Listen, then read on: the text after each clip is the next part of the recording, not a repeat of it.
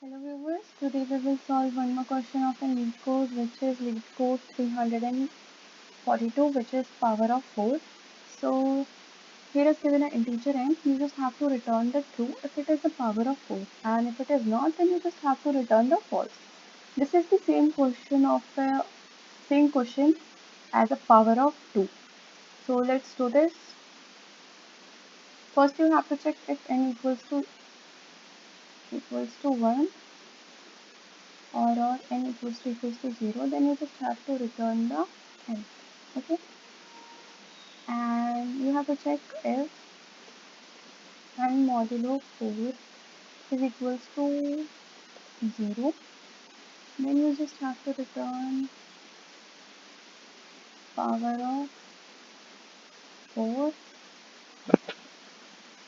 n by 4, and after this you just have to return the 0.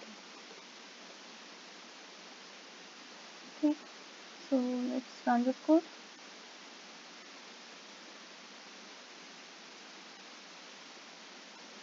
This code works fine. Let's submit this.